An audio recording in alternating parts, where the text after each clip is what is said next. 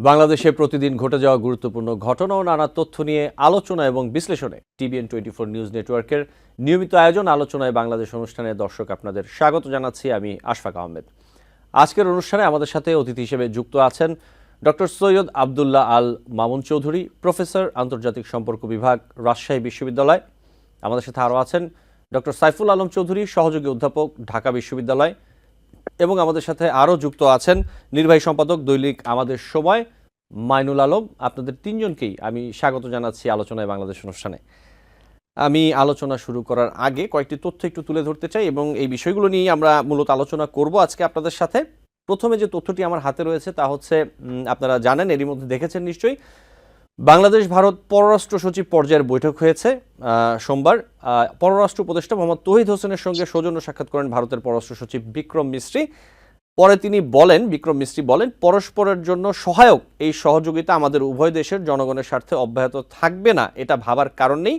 আমি আজ বাংলাদেশের অন্তর্বর্তী সরকারের সঙ্গে ঘনিষ্ঠভাবে কাজ করার জন্য ভারতের আগ্রহের কথা তুলে ধরেছি। একই সময় আমরা কিছু সাম্প্রতিক পরিস্থিতি এবং সমস্যা নিয়ে আলোচনা করার সুযোগ পেয়েছি। বিক্রম মিস্ত্রি বলেছেন, আমাদের মধ্যে অত্যন্ত খোলামেলা গঠনমূলক আলোচনা হয়েছে। আমি জোর দিয়ে বলেছি যে ভারত বাংলাদেশের সঙ্গে একটি ইতিবাচক, গঠনমূলক এবং পারস্পরিক স্বার্থ সংশ্লিষ্ট সম্পর্ক চাই। আমরা সব সময় অতীতে দেখেছি এবং আমরা ভবিষ্যতে এই সম্পর্ককে একটি জনকেন্দ্রিক ও জনমুখী সম্পর্ক হিসেবে দেখব, যে সম্পর্কের কেন্দ্রে থাকবে সব মানুষের কল্যাণ। এবং ভারতের পররাষ্ট্র সচিব বলেছেন যে আমি সংখ্যালঘুদের নিরাপত্তা ও কল্যাণের সঙ্গে সম্পর্কিত তাদের যে উদ্বেগগুলো সেগুলো জানিয়েছেন। এই হচ্ছে বিষয়। এবং যদি এদিকে দেখি, পররাষ্ট্র সচিব মোহাম্মদ জসিম উদ্দিন জানিয়েছেন, এই দুই দেশের বন্ধুত্বপূর্ণ সম্পর্কের সঙ্গে সীমান্ত হত্যা যে সঙ্গতিপূর্ণ নয় তা ভারতের পররাষ্ট্র সচিবকে জানানো হয়েছে। পররাষ্ট্র সচিব জানান, বৈঠকে বলা হয়েছে সীমান্ত হত্যা যেন শূন্যের কোঠায় নামিয়ে আনা হয়। অন্যদিকে ভারত বলেছে সীমান্তে নানা ধরনের অপরাধ হয়, হত্যাকাণ্ডের সঙ্গে এসব অপরাধের সংযোগ রয়েছে। পররাষ্ট্র সচিব সে সময় ভারতের প্রতিনিধি দলকে জানিয়েছেন, বাংলাদেশ কোনো ধরনের অপরাধ সমর্থন করে না, একই সঙ্গে হত্যাকাণ্ডকেও সমর্থন জানাবে না। এরপর যে তথ্যটি আমার হাতে রয়েছে তা হচ্ছে, সোমবার বাংলাদেশ স্থানীয় সময় ইউরোপিয়ান ইউনিয়নভুক্ত বিভিন্ন দেশের রাষ্ট্রদূতের সঙ্গে বৈঠক করেছেন প্রধান উপদেষ্টা। এবং ইউরোপিয়ান ইউনিয়নের রাষ্ট্রদূতদের উদ্দেশ্যে অন্তর্বর্তী সরকারের প্রধান উপদেষ্টা অধ্যাপক ডক্টর মোহাম্মদ ইউনূস বলেছেন, আপনারা যে এখানে একত্রিত হয়েছেন এটি সত্যি প্রশংসনীয়। এটি বাংলাদেশের প্রতি আপনাদের যে আস্থা তারই আসলে প্রতিফলন।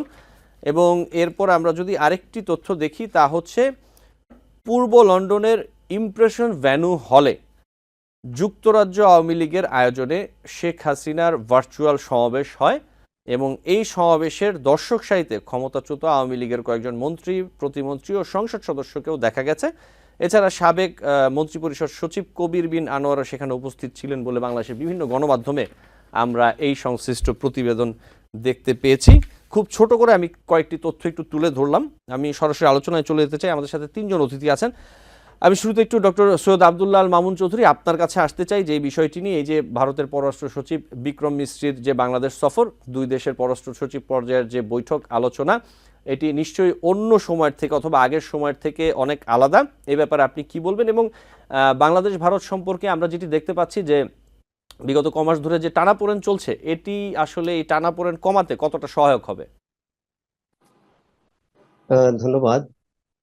আপনার মাধ্যমে টিবিএন এর দর্শকদের আমি শুভেচ্ছা জানাচ্ছি এবং আজকে আমরা কথা বলছি অত্যন্ত গুরুত্বপূর্ণ কিছু বিষয় নিয়ে।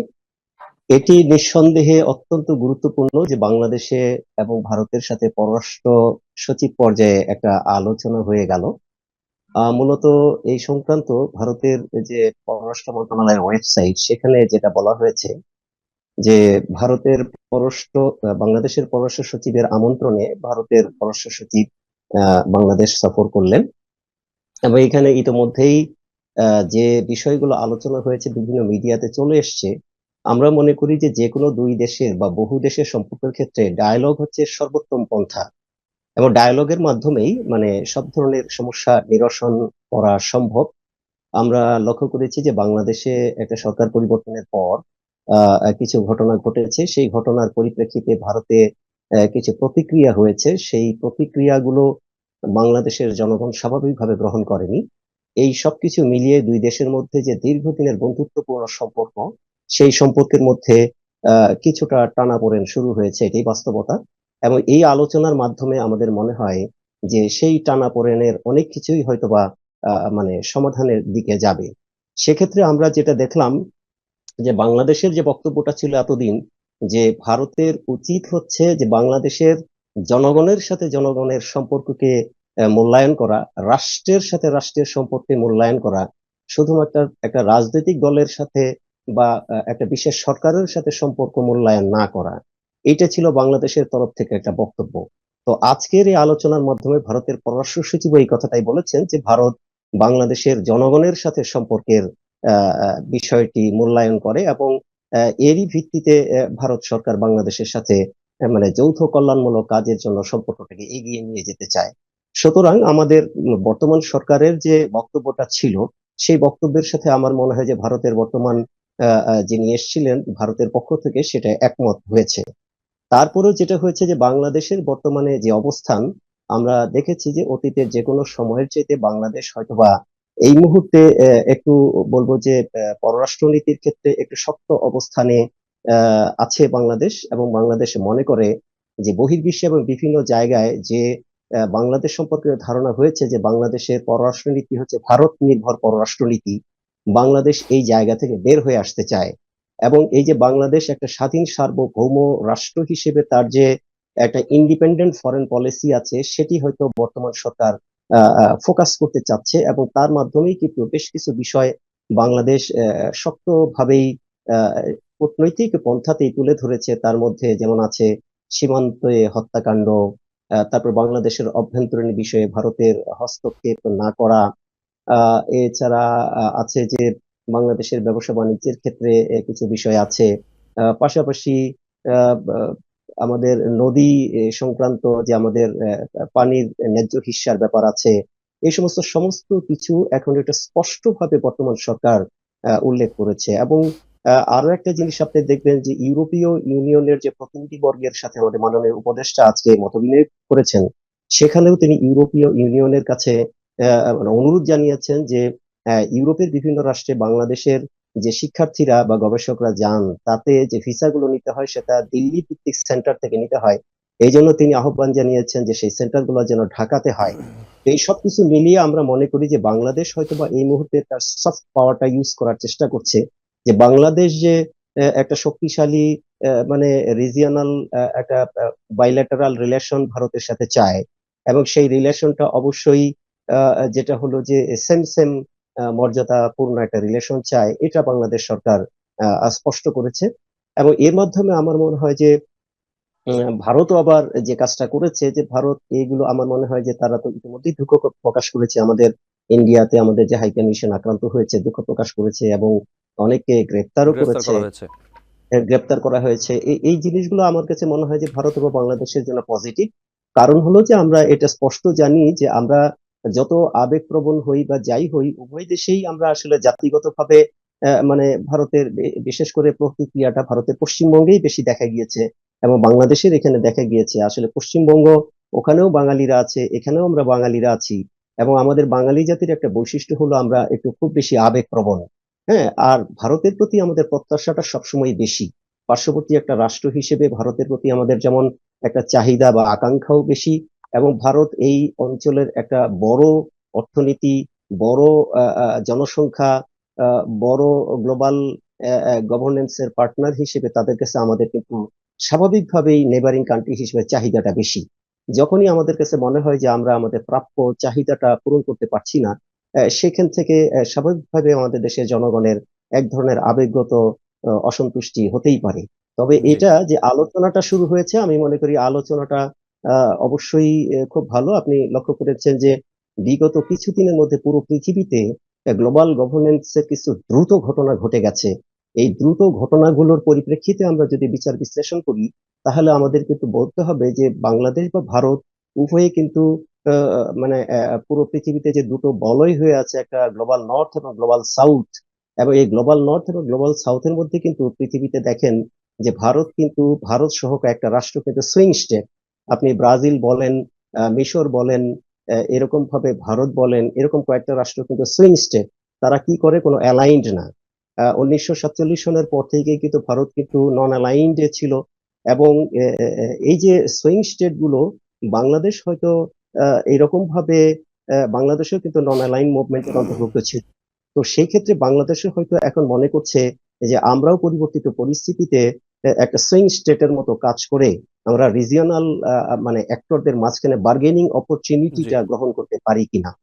তো এই পরিস্থিতিতে আমার মনে হয় যে বাংলাদেশের কূটনীতি স্পষ্ট করে দিয়েছে যে বাংলাদেশ আসলে ভারতের কাছে কি প্রত্যাশা করে, এবং আমার মনে হয় যে ভারত এই এই এই যে এই ভিজিটের মাধ্যমে আমাদের যে সাম্প্রতিক সময়ের যে উত্তেজনা, সেটা নর্মালাইজেশনের দিকে যাবে। আরো মজার ব্যাপার হলো, এই যে ভিজিটটা ভারতীয় পররাষ্ট্র সচিবের হলো, সেটা কিন্তু বাংলাদেশের তরফে আমন্ত্রণ জানানো হয়েছে। কাজে এই যে বাংলাদেশের তরফ থেকে কিন্তু আমন্ত্রণ জানানো হয়েছে ভিজিটের জন্য। কাজে সেটাও মানে একটা নির্দেশ করে যে বাংলাদেশ সরকারের সদিচ্ছাটা। তো আমরা আমাদের দেশের পক্ষ থেকে তাদেরকে আমন্ত্রণ জানিয়েছি, তারা এসেছেন। কাজে উভয় পক্ষের মানে আমি বলি যে সরকারি পর্যায়ে সদিচ্ছাটা প্রকাশিত হয়েছে, এবং এটা খুবই স্পষ্ট যে সরকারি পর্যায়ে এই সদিচ্ছাটা প্রকাশ হওয়ার কারণে আমার মনে হয় যে জি কানেকশন যখন রিবিল্ড হবে, এটার প্রভাব পড়বে ট্র্যাক টু লেভেলে, এবং জনগণের মধ্যে সেটা হয়তো প্রতিফলিত হবে, এবং আমরা হয়তোবা আমাদের যে ভিসা সমস্যাটা সাম্প্রতিক সময় হয়েছে, বা আমদানি রপ্তানির ক্ষেত্রে যে জি, সমস্যাটা আব্দুল আল হয়েছে। মামুন, আমি আবারও আপনার কাছে নিশ্চয়ই আসবো। আমি একটু আমাদের অন্য অতিথিদের কাছে যেতে চাই। আমি একটু ডক্টর সাইফুল আলম চৌধুরী আপনার কাছে আসতে চাই। ভারতের যে পররাষ্ট্র সচিব বিক্রম মিশ্রি, তিনি প্রধান উপদেষ্টা ডক্টর মোহাম্মদ ইউনূসের সঙ্গে সাক্ষাৎ করেছেন, এবং সেখানে বিসির পক্ষ থেকে বলা হয়েছে বিভিন্ন কারণে দুই দেশের সম্পর্কের মধ্যে একটি মেঘ এসেছে, সেই মেঘ দূর করতে হবে। বাংলাদেশও বলেছে এটি দূর করতে হবে। এই যে মেঘ, এই মেঘ তো দূর করতে হলে দুই দেশকে এগিয়ে আসতে হবে। ভারতের যে বর্তমান সরকার এই মেঘ দূর করার ব্যাপারে কতটা আগ্রহী বলে আপনার মনে হচ্ছে? ধন্যবাদ। আগ্রহী আগ্রহী না হলে তো তারা আমন্ত্রণে আসতো না। নিশ্চয় আগ্রহ আছে বলেই আসছে। কারণ একটা জিনিস খেয়াল করবেন যে যখন 8ই আগস্ট প্রফেসর ডক্টর ইউনূসের নেতৃত্বে ইন্টারিম গভর্নমেন্ট ফর্ম করে, তারপর থেকে যখন বন্যা শুরু হয়, বন্যা, ইলিশ রপ্তানি, তারপরে সংখ্যালঘু ইস্যু, নানান ইস্যুতে কিন্তু বাংলাদেশের পক্ষ থেকে অনেক বক্তব্য দেওয়া হয়েছে। সংখ্যালঘুর ইস্যুটা প্রথম তার আগ পর্যন্ত কিন্তু তারা বলেনি যে কোনো কিছুই আসলে তেমন কোনো কিন্তু আমাদের এখানে আমরা দেখেছি যে অনেক ধরনের বক্তব্য। সো সেদিক থেকে চিন্তা করলে দেখবেন যে তারা কিছুটা নীরব ছিল, এবং নীরবতার প্রেক্ষিতে মনে হয়েছিল যে না, দুই দেশের মধ্যে সম্পর্কে ফাটল দেখা দিচ্ছে কিনা। তার পরবর্তীতে যখন সংখ্যালঘু ইস্যু আসে, তখন কিন্তু ভারত এক ধরনের বিবৃতি দিয়েছে, এবং বিবৃতির পরবর্তীতে চিন্ময়কে কৃষ্ণ দাস arrest হওয়ার পরে বিবৃতি পাল্টা বিবৃতি আমরা দেখেছি। তো সম্পর্ক ঠিক মেঘ পর্যায়ে না আরো ঝড় পর্যায়ে যাচ্ছিল সেটা বলা মুশকিল। যাই হোক, কিন্তু শেষ পর্যন্ত একটা প্রথমে কিন্তু মানে এই ইন্টারিম গভর্নমেন্ট ফর্ম করার পরপরই কিন্তু ফরেন মিনিস্ট্রি লেভেলে বৈঠক হয়েছিল, কিন্তু তারপরে এইটা হচ্ছে সেকেন্ড বৈঠক। এখন হয়তো ভবিষ্যতে এই বৈঠকের সূত্র ধরে যদি দুই দেশের শীর্ষ পর্যায়ে বৈঠক হয়, তখন আসলে আমরা পুরোপুরি পরিষ্কার হব যে দু দেশের মধ্যে যে মেঘগুলো যে বলছে সেটা আসলে কাটার ক্ষেত্রে, বা সেটা বৃষ্টি হয়ে ঝরে পড়বে কিনা, নাকি অন্য কিছু হবে, সেটা আসলে তখন বলা যাবে। জি, আপনাকে ধন্যবাদ। আমি একটু মাইনুল আলম আপনার কাছে আসতে চাই একই বিষয় নিয়ে। আপনি নিশ্চয়ই শুনছিলেন, আমি আবার একটু বলি আপনার কাছে, যেটা হচ্ছে যে ভারতের পররাষ্ট্র সচিব বিক্রম মিশ্রি তিনি প্রধান উপদেষ্টার সাথেও সাক্ষাৎ করেছেন, এবং সেখানে বলা হয়েছে যে বিভিন্ন কারণে দুই দেশের সম্পর্কের মধ্যে একটি মেঘ এসেছে, সেই মেঘটি দূর করতে হবে। বাংলাদেশও বলেছে এটি দূর করতে হবে। যে প্রশ্নটি আমি রেখেছিলাম, সাইফুল আলম চৌধুরী বলছিলেন একই বিষয়, আসলে যে এই মেঘ দূর করতে হলে তো আসলে দুই দেশকে এগিয়ে আসতে হবে এবং কাজ করতে হবে। এই জায়গাতে আপনি কি অবস্থান দেখছেন? ভারত কতটা এগিয়ে এসেছে অথবা আসছে?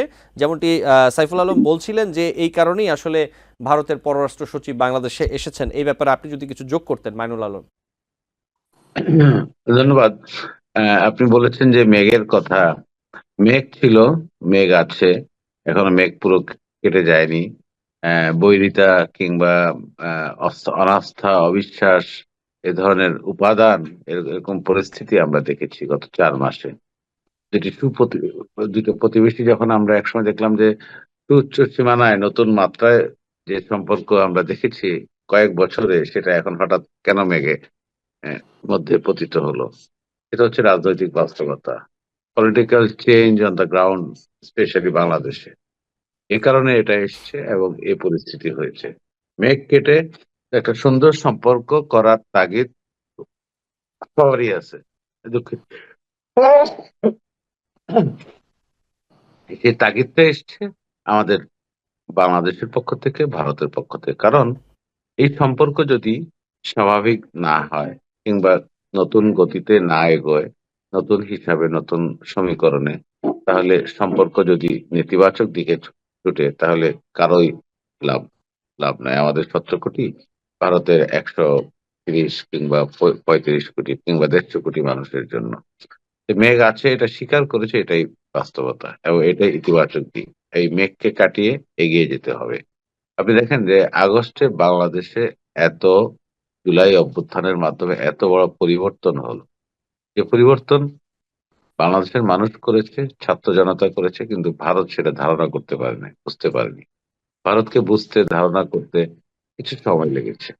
এবং ভারত যখন এটা বুঝেছে, তখন একের পর এসে আবার সহ আলোচক বললেন যে বন্যা, দুর্গাপূজা কিংবা সীমান্ত ইস্যু, আরো বিভিন্ন ইস্যু চলে এসছে এখন। হিন্দু কার্ড কিংবা এই মাইনরিটি ইস্যু চলে এসছে। আর আমদানি রপ্তানির ব্যাপারটা না হয় নাই বললাম, যেটা চলমান প্রক্রিয়া এবং চলমান আছে, সীমিত হলেও চলমান আছে এবং মানুষের প্রয়োজনে এটা অব্যাহত রয়েছে। এটা কিভাবে আরো নতুন গতিতে চালানো যায় সেটা দেখার বিষয়। এটা কর্তৃপক্ষের, দুই দেশের কর্মকর্তাদের সিদ্ধান্তের বিষয় এবং প্রক্রিয়াকরণের বিষয়। এখন যেখানে এটা যেটা দাঁড়িয়েছে, বাংলাদেশ এবং ভারতের সম্পর্ক আজ এক সন্ধিক্ষণে, আমি বলবো যে একটা দ্বিধা, একটা অসন্তোষ মনে মনে, কিংবা কিছু সমস্যা কিংবা কিছু কষ্ট নিয়ে এগোচ্ছে। বাংলাদেশের পক্ষ থেকে আমি বলবো, এই যে গত 1 সপ্তাহের যে ডেভেলপমেন্ট গুলো আমরা দেখেছি, ভারতের গণমাধ্যম, আমি একজন সংবাদপত্র কিংবা মিডিয়া কর্মী হিসেবে ভারতের মিডিয়াকে আমরা কিভাবে দেখছি, সম্পূর্ণ একপেশে, কখনো কখনো অতিরঞ্জিত কিংবা বিকৃত কিংবা ভিত্তিহীন কিছু তথ্য সেখানে উপস্থাপন করা হয়েছে। এটা কি আমরা কাউন্টার করতে পেরেছি? বাংলাদেশের মিডিয়া বাংলাদেশকে ভালোবাসে, কিন্তু আমরা কি ভারতের বিরুদ্ধে এমন কোনো নিন্দাবাদ ছড়িয়েছি, এমন কোনো বিষেধাগার তৈরি করেছি? করিনি। কিন্তু ভারতের মিডিয়া, ওই যে বললাম, তৈরি করা খবর কিংবা ভিত্তিহীন খবরকে উস্কে দিয়ে টানা আলোচনা করেছে, প্রচারণা চালিয়েছে। বাংলাদেশ এটা স্বীকার। এটা আজকের পররাষ্ট্র সচিব পর্যায়ে, সরকারি পর্যায়ের আলোচনা, যেটা 4 মাস হতে 4 মাস লেগেছে, ঠিক 4 মাসই বলবো। 4 মাস পরিবর্তনের পর, সরকার, অন্তর্বর্তী সরকার আসার পর 4 মাস লেগেছে একটা এক্সচেঞ্জের পরিবেশ তৈরি করতে, নিয়মিত আদান প্রদান সম্পর্ক। ভালো কথা যে পররাষ্ট্র সচিবের মতো গুরুত্বপূর্ণ ব্যক্তি এসেছেন, সরকারের একজন নীতি নির্ধারক এসেছেন। যদিও আপনারা জানেন, বিভিন্ন আন্তর্জাতিক ইভেন্টে সেপ্টেম্বরে জাতিসংঘের সাইড লাইনে 2 পররাষ্ট্রমন্ত্রীর বৈঠক হয়েছে, আরো এক জায়গায় হয়তো হতে পারে, কিন্তু ফর্মাল যে স্ট্রাকচার্ড ফরেন অফিস কনসালটেশন কিংবা বাইল্যাটারাল মিটিং আজকেই প্রথম হলো। এটা আমাদের 4 মাস পরে হয়েছে। এটা উচিত ছিল যে কোনো পরিবর্তন কিংবা নতুন সরকার আসার পর 15 দিন, 2-3 সপ্তাহের মধ্যে হয়। আমি দীর্ঘ সময় দেখেছি, কারণ এর মধ্যে বিরাজ করেছে যে অবিশ্বাস। এ পরিবর্তনটা ভারত ভাবতে পারেনি, হয়তো মেনে নিতে পারেনি, কেউ কেউ বলেছে। এটা ভেবেছে যে এটা কেন এমন হলো। ভারতের এখনো অনেক জিজ্ঞাসা আছে, অনেক আলোচনা হচ্ছে, অনুসন্ধান হচ্ছে, বিশ্লেষণ হচ্ছে, বাংলাদেশে এই পরিবর্তন কেন হলো। এই পরিবর্তন বাংলাদেশের মানুষ করেছে, জেনে শুনে সিদ্ধান্ত নিয়ে করেছে এবং করতে বাধ্য হয়েছে। এমন একটা পরিস্থিতিতে এই পরিবর্তন অবশ্যম্ভাবী, আমি বলতে পারি ইনএভিটেবল এই চেঞ্জ। এই চেঞ্জটা মেনে নিতে হবে। 2 দিন আগে পররাষ্ট্র উপদেষ্টা বলেছে 5ই আগস্টের পরিবর্তনকে মেনে নিয়ে, ধরে নিয়ে কিংবা বাস্তবতা বুঝে সম্পর্ককে এগোতে হবে। খুবই যথার্থ বলেছে, আমার এই কথাটা ভালো লেগেছে। আজকের দ্বিপাক্ষিক বৈঠকে যত ইস্যু আছে সব কি এসছে? না, আসেনি, আসার কথা না। এসেছে সমস্যাগুলো, সন্দেহ এসছে, আপত্তি আসছে, উদ্বেগ আসছে বাংলাদেশের পক্ষ থেকে, ভারতের পক্ষ থেকেও আসতে পারে, এসেছে, জেনেছি।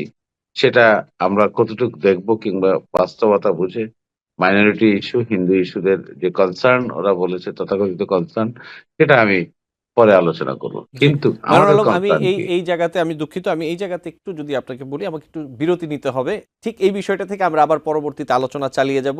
আমি একটু ছোট্ট বিরতি নিয়ে আসছি। দর্শক, আলোচনায় বাংলাদেশ অনুষ্ঠানে নিচ্ছে একটি ছোট্ট বিরতি, সাথেই থাকবেন।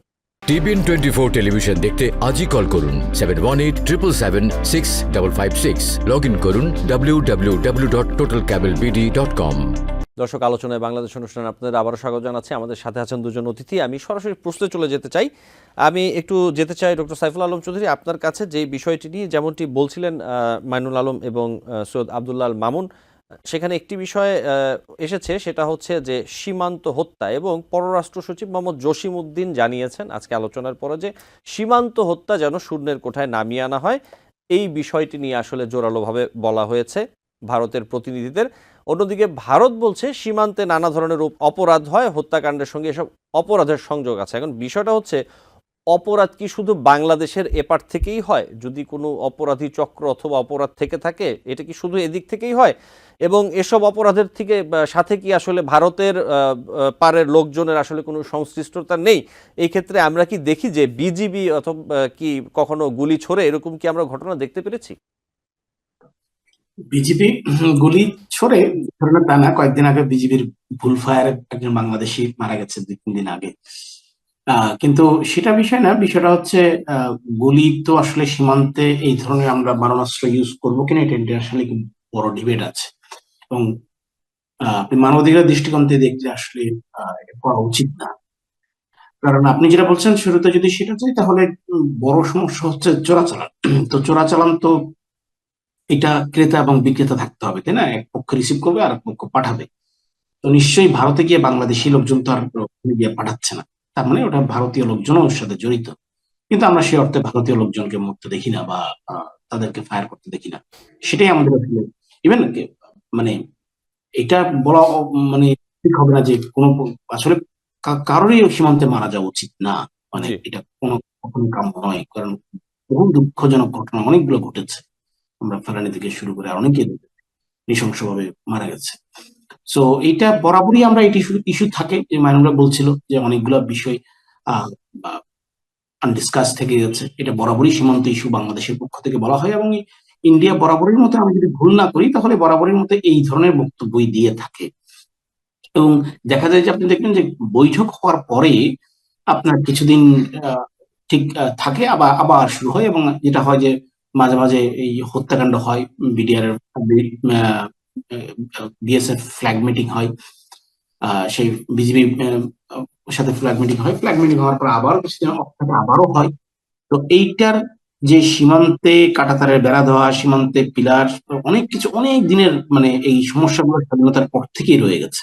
এবং এই সমস্যাগুলো দুই দেশেরই আহ থেকে কোনো ধরনের সমাধানের উদ্যোগ বাংলাদেশের পক্ষ থেকে বারবার করে বলা হয়েছে। কিন্তু সে অর্থে আমরা ইন্ডিয়ার কোন সরকার আমলেই ইন্ডিয়ার সাথে এই, মানে আমাদের যে কয়েকটা গুরুত্বপূর্ণ ইস্যু আছে, তার মধ্যে সীমান্ত সমস্যা সবচেয়ে বড় একটা সমস্যা, সেই সমস্যাটার সমাধান আদৌ আসলে দেখি নাই। সো কিন্তু অপরাধী করলে তো অপরাধ, তাকে আমরা অপরাধ থাকবে, অপরাধ ছাড়া তো দুনিয়া থাকতে পারে না, অপরাধী আছে, সেখানে অ্যারেস্ট হতে পারে, দুই দেশের আইনে বিচার হতে পারে। আহ সেটা একটা স্ট্যাটিস্টিক্স বাংলাদেশ সরকারকে দিতে পারে। নিশ্চয়ই সীমান্তে দুদেশেরই গোয়েন্দা সংস্থা আছে, তারা এই এই যে চোরাচালান বা অন্য কর্মকাণ্ডে, অবৈধ কর্মকাণ্ডের সাথে যারা জড়িত তাদের বিষয়ে বিদেশে গ্রেফতার অভিযান চালাতে পারে। মানে অনেক বিষয় করে এটা শূন্যের পর্যায়ে নেমে আনা সম্ভব, যদি সদিচ্ছা থাকে। মানে যদি এটা সদিচ্ছা ছাড়া আসলে এই ধরনের ডিসকাশন আমরা বছরের পর বছর, 50 বছর বেশি সময় ধরে করে যাচ্ছি, কিন্তু আলটিমেটলি কিছুদিন ডিসকাস করলে কিছুদিন ঠিক থাকে, আবার সে একই অবস্থা হয়। সো এটা নির্ভর করবে আসলে অপরাধী নিধন না, এটা নির্ভর করবে আপনার দুই দেশের সমন্বিত প্রচেষ্টায় দুই দেশেরই কতটুকু আন্তরিকতা আছে। জি, আপনাকে ধন্যবাদ মাইনুল আলম। একই বিষয়টা আসতে চাই, যদি সীমান্তে এপারে ওপারে কেউ কোনো অপরাধ করে থাকে, কোনো অপরাধী চক্রের সাথে জড়িত থাকে, অন্যায় করে থাকে, সেজন্য দুই দেশের আইন রয়েছে, তাদের সেই দুই দেশের আইনের আওতায় এনে বিচার করার সুযোগ রয়েছে। তারপরেও কেন আমরা বাংলাদেশ ভারত সীমান্তে এই ধরনের ঘটনা দেখি? মাইনুল আলম, আপনি যদি একটু বলতেন এই বিষয়ে। সীমান্ত কিভাবে পরিচালিত হবে, বর্ডার ম্যানেজমেন্ট একটা এগ্রিমেন্ট আছে এবং অ্যারেঞ্জমেন্ট আছে। কম্প্রিহেন্সিভ সুসমন্বিত বর্ডার ব্যবস্থাপনা এবং এই আয়োজন গত কয়েক বছরে হয়েছে এবং এটার ভিতরে আম, যদি কেউ ইন্ট্রুডার থাকে, অপরাধী থাকে, চিহ্নিত হয়, তাহলে হস্তান্তর করতে হবে। যদি কোনো হতাহতের ঘটনা থাকে তাহলে চিকিৎসা দিয়ে উপযুক্ত নিয়মের মাধ্যমে এটা ব্যবস্থাপনা আছে, রেগুলেশন আছে এবং এমওইউ আছে, চুক্তি আছে, সব ধরনের আছে। এখন ব্যাপারটা হচ্ছে আপনি কতটুকু মানবেন। ধরে নিলাম ভারত যে অভিযোগ করে বাংলাদেশের কেউ ক্যাটেল ট্রেডার বলা হয়, যে গরুর ব্যবসায়ী, চোরা কারবারি, এরা যাচ্ছে আসছে, কিংবা এটা তো এক পক্ষে না, ভারতেরও কিছু ব্যক্তি নাগরিক জড়িত আছে। একটা চক্র কাজ করতে পারে, উভয় পারে, দুদেশেরই।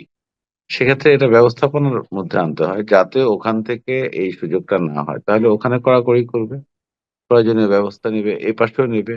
এটা হচ্ছে ম্যানেজমেন্ট, সীমান্ত ব্যবস্থাপনা। এবং এটা যদি কোনো দিকে শৈথিল্য হয় কিংবা কোনো স্বার্থ যদি এখানে প্রাধান্য পায়, তাহলে এই ঘটনাগুলো হয়, ট্রেডিংটা হয়, ইনফরমাল ট্রেডিং হয়। সেখানে গিয়ে যদি কোনো সমস্যা হয় তাহলে ওখানে অনুপ্রবেশ কিংবা সীমান্ত অতিক্রম করা, সীমানা পার হয়ে ভিতরে যাওয়ার ঘটনা ঘটে। দিনে না গিয়ে রাতে ঘটে, তখন লাইট দিয়ে তখন দেখে তাহলে তাকে গ্রেপ্তার করবে, আটক করবে এবং বাংলাদেশের নাগরিক হলে বাংলাদেশের ভিতরে হস্তান্তর করবে কর্তৃপক্ষের কাছে, সীমান্ত বাহিনীর কাছে। বাংলাদেশে যদি এরকম কাউকে পায় তাহলে ভারতের বিএসএফ এর কাছে হস্তান্তর করবে। This is the management. এখন আপনি একতরফাভাবে গুলি চালিয়ে দিলেন। এখানে কি ফেলানি এক সময় ছিল? নারী, শিশু কিংবা কিশোর, বালক, এগুলো নির্বিচারে বিচার বিবেচনা না করে, অথচ দুদেশের সীমান্তরক্ষী বাহিনীর যারা কর্মকর্তা কিংবা শীর্ষ পর্যায়ে কি আন্ডারস্ট্যান্ডিং যে সীমান্ত হত্যা বন্ধ হবে। দুদেশের স্বরাষ্ট্রমন্ত্রী, পররাষ্ট্র মন্ত্রণালয় মন্ত্রী কি আলোচনা কিংবা আন্ডারস্ট্যান্ডিং শূন্যে নিয়ে আসবে এবং যা হয় প্রতিটি ঘটনার, হত্যার কিংবা এই ধরনের অপরাধের ঘটনার তদন্ত করবে, বিচার করবে, এরপর এক দেশ আরেক দেশকে অবহিত করবে। ব্যাপারটা তো এমন, কিন্তু এখানে একতরফা ভাবে আমরা আহত, নিহত, গুলি করার ঘটনা ঘটছে চাঁপাইনবাবগঞ্জ, বিভিন্ন সীমান্তে, আর কোন সীমান্তের নাম নাই বললাম। সুতরাং এটা আন্ডারস্ট্যান্ডিং এর যে বোঝাপড়ার ঘাটতি, বোঝাপড়া কিংবা চুক্তির বরখেলাপ কারা করছে? আমরা করছি না, আমাদেরকে দায়ী করা হচ্ছে, ভারত করছে, ভারতীয় পক্ষ করছে, এটা সুস্পষ্ট। সুতরাং এটা আমাদের বোঝা দরকার এবং সেভাবে এটা আমাদের অবশ্যই তুলে ধরা দরকার। যেটা আজকে তুলে ধরেছে, এটা বিভিন্ন লেয়ারে তুলে ধরতে হবে, বিভিন্ন পর্যায়ের বৈঠকগুলোতে তুলে ধরতে হবে। যদি প্রান্তিক পর্যায় থেকে বলি, ফ্ল্যাগ মিটিং, কমান্ডিং অফিসার লেভেলের, সিও লেভেলের, এরপর জোনাল কিংবা সেক্টর লেভেলে হতে পারে, এরপর মহাপরিচালক পর্যায়ে হতে পারে, স্বরাষ্ট্র সচিব, স্বরাষ্ট্রমন্ত্রী পর্যায়ে হতে পারে, কূটনৈতিক পর্যায়ে তো হতেই পারে, হচ্ছে। এই কাজগুলো বন্ধ ছিল গত 4 মাসে। ভারতের দিক থেকে কোনো উদ্যোগ ছিল না। 4 মাস পর আজকের এই মেঘের কথা যেটা বলা হচ্ছে, এই মেঘ কেটে কেটে যাওয়ার মতো অবস্থা হয়েছে। কারণ আপনি আনইভেন কিংবা একটা ভারসাম্যহীন ব্যবস্থাপনা আপনি টিকিয়ে রাখতে পারেন। ব্যবস্থা হবে ভারসাম্য পূর্ণ, ন্যায্যতা, জাস্টিস, এগুলো বজায় থাকবে। তাহলে আপনি আপনি মর্যাদা, সাম্যতা সবই পাবেন, সব দিক থেকেই সেটা আদায় করা সম্ভব হবে। কিন্তু দুঃখজনক হচ্ছে গত কয়েক বছর এগুলো অনুপস্থিত ছিল, এই চর্চাটা ছিল না এবং এটা একটা সমানে সমান উইন উইন ছিল না। উইন উইন করার জন্য যাবতীয় যে ব্যবস্থাপনা, যে উদ্যোগ অন্তর্বর্তী সরকার নিয়েছে, এটা খাপ খাইতে ভারতকে কষ্ট লাগবে, সময় লাগবে, কিন্তু সেই বলেছিলাম যে একটু আগে, যে বাস্তবতা বুঝে সম্পর্ক এগিয়ে নিতে হবে এবং সম্পর্ক আগাতে সব ধরনের সদিচ্ছা থাকা দরকার।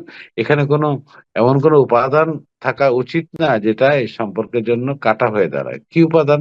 আমরা দেখেছি ভারতীয় গণমাধ্যমে মাইনুল আলম, ঠিক এই জায়গায় আমি আপনার কাছে একটু প্রশ্নটা রাখতে চাই। আমি ঠিক এই জায়গাটাতে আসতেছিলাম, আমি একটু প্রশ্নটা রাখি আপনার কাছে সেই বিষয়টা, যেটা হচ্ছে যে নেতিবাচক প্রচারণা রোধে ভারতের শক্ত ভূমিকা আশা করে বাংলাদেশ। আজকের বৈঠকে এমনটাই প্রত্যাশা জানানো হয়েছে। এই যে ভারতের গণমাধ্যমগুলোকে যে এই প্রত্যাশা বা বার্তা দেয়া হলো, এটি আসলে কতটা কানে নেবে যে এই গণমাধ্যমগুলো নানা ধরনের অপতথ্য, ভুল তথ্য অথবা যদি বলি গুজব যারা ছড়াচ্ছে ভারতীয় যেই গণমাধ্যমগুলো অথবা যেই সাংবাদিকরা, তারা আসলে এই বিষয়টা কতটা তারা মাথায় নেবেন, কানে নেবেন, কতটা শুনবেন, অথবা ভারতের সরকার বললেও তাদের কথা আসলে তারা কতটা মানবেন বলে আপনার মনে হয় বাংলাদেশ ইস্যুতে? দেখুন, কানে নেবেন কিংবা মান্য করবেন, আপনি এই প্রশ্নটা করেছেন, এটা দেখার বিষয়, কিন্তু উপায় নাই। আমি এর কোনো অপশন দেখি না। এটা বাংলাদেশ সত্যি সত্যি যে উদাহরণগুলো, যে অভিযোগগুলো তুলবে, এটা অবশ্যই যাচাই করতে হবে। ভারত বলবে যে এটা মিডিয়া করেছে। তো মিডিয়া তো কে করেছে? ভারতের মিডিয়াই তো করেছে। এবং মিডিয়া তো রাষ্ট্র কিংবা সমাজের বাইরের কিছু না। ভারতের মিডিয়া স্বাধীন বলা হবে। মিডিয়ার দায়িত্বশীলতা এখানে আমরা দেখতে পাচ্ছি। দায়িত্বশীলতার নমুনা দেখতে পাচ্ছি। এবং এখানে যেটা হচ্ছে যে এই নেতিবাচক প্রচারণায় ক্ষতিগ্রস্ত কে? দুদেশের সম্পর্ক, ভবিষ্যৎ পথ চলা। এটাই ক্ষতিগ্রস্ত হচ্ছে। আমি মনে করি যে এর সাথে সম্পর্কের বহুমাত্রিকতা, সীমান্ত আপনি বললেন, আপনি বাণিজ্যিক সম্পর্কের কথা নিশ্চয়ই উল্লেখ করবেন এবং এটা বিবেচনায় আনতে হবে।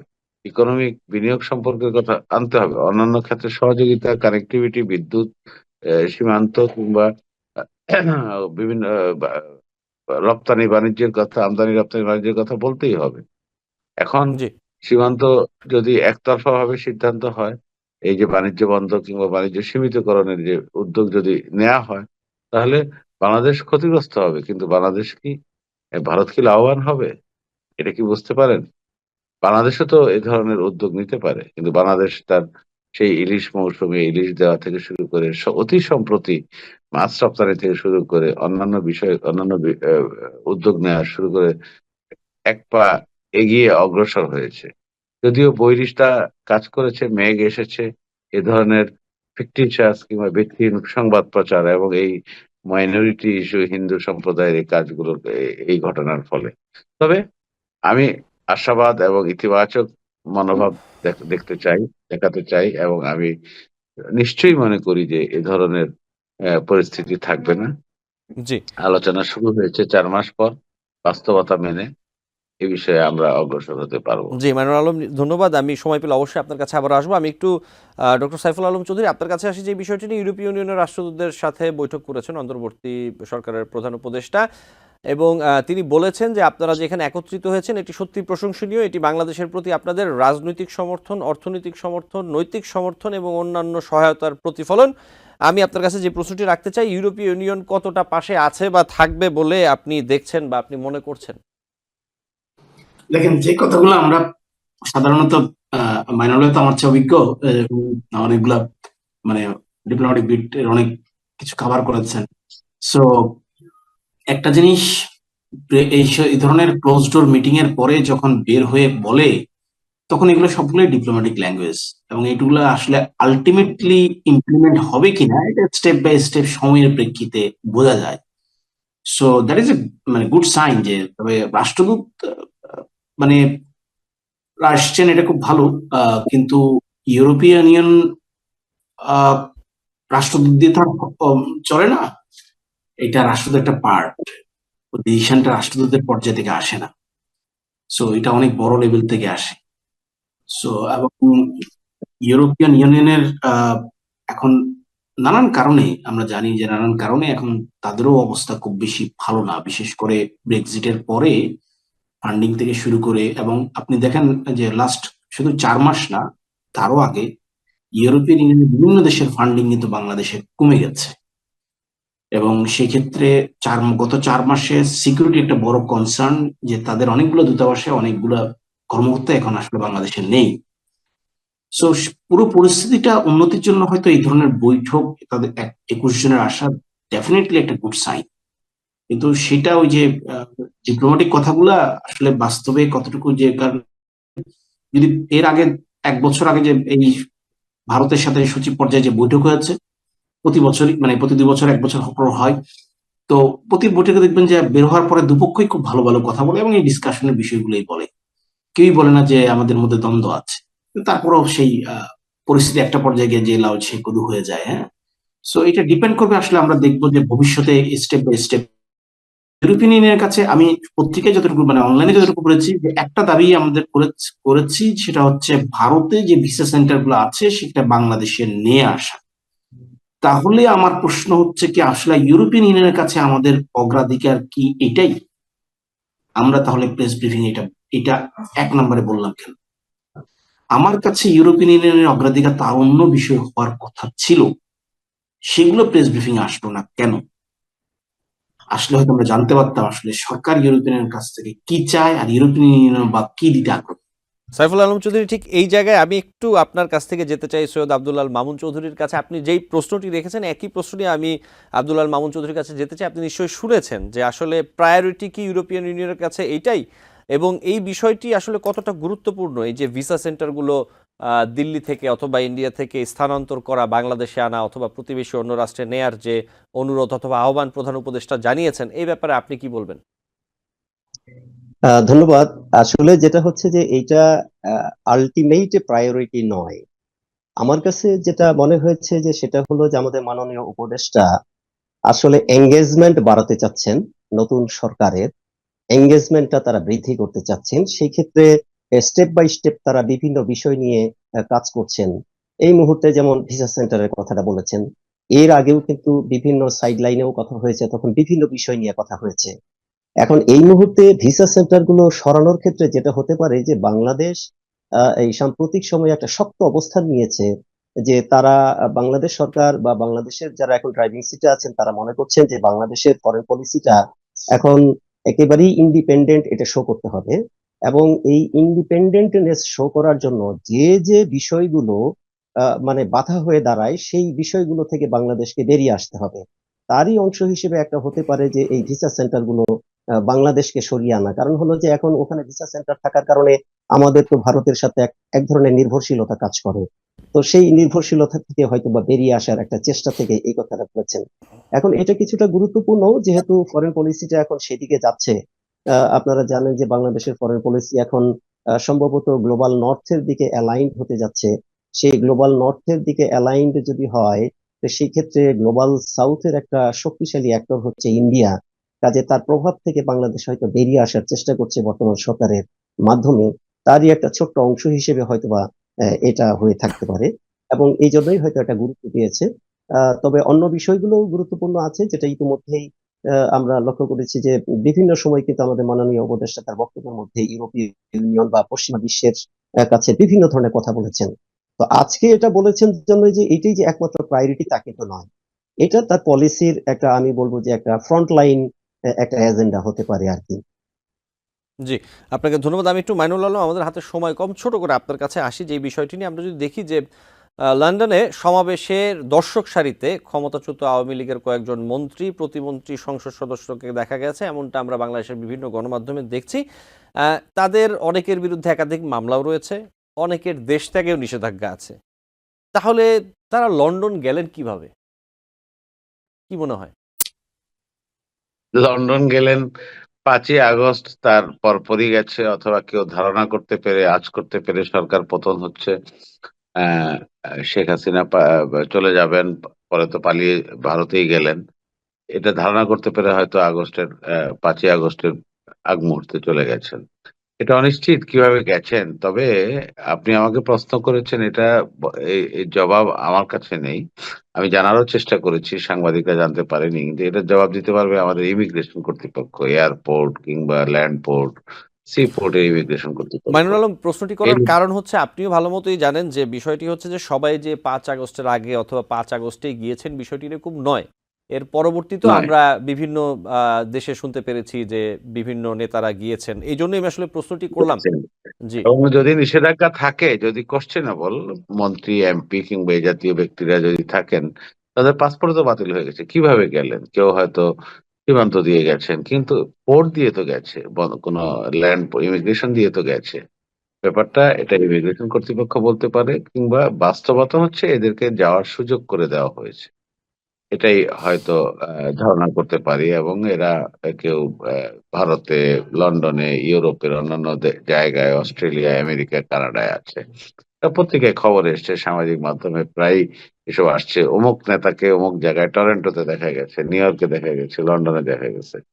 এবং এনারা যে আছেন বৈধ কিংবা অবৈধভাবে যে কোনো একটা ব্যবস্থা নিয়ে আছেন, এটা দেখা যাচ্ছে এবং সরকারের কাছে এমন কোনো টুলস নাই, উদ্যোগ নেওয়ার কোনো বিধান নাই যে এদেরকে নিয়ে আসবেন। যদি আসামি হয় কাউকে নিয়ে জি, আসবেন, কারণ মাইনুল আসামি আলম, যে হবে জি আপনাকে ধন্যবাদ। দুঃখিত, আপনাকে সুতরাং আবারও এরা থামাতে হচ্ছে, আমাদের সময় দীর্ঘদিন শেষ। ধরে থাকতে জি হচ্ছে, তাদের সময় অনুযায়ী থাকতে পারবে বলে আমার ধারণা। জি, আপনার নিশ্চয়ই আপনাদের সাথে এই বিষয়গুলো নিয়ে অন্য কোনো দিন আরও বিস্তারিত আলাপ হবে, অন্যান্য বিষয়ে আলোচনা হবে। অনেক ধন্যবাদ মাইনুল আলম আজকে আমাদের সময় দেওয়ার জন্য। ডক্টর সাইফুল আলম চৌধুরী, আপনাকেও ধন্যবাদ, এবং একই সাথে আমি ডক্টর সৈয়দ আব্দুল্লাহ মামুন চৌধুরী, আপনাকে আন্তরিকভাবে ধন্যবাদ জানাতে চাই সময় দেওয়ার জন্য।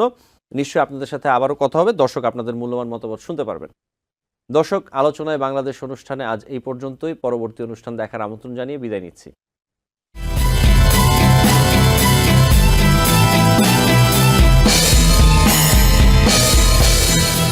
টিবিএন 24 টেলিভিশন দেখতে আজই কল করুন 7187776556। লগ ইন করুন www.totalcablebd.com। নিউ ইয়র্ক থেকে সম্প্রচারিত টিবিএন 24 টেলিভিশন বিশ্বজুড়ে বাঙালির কণ্ঠস্বর।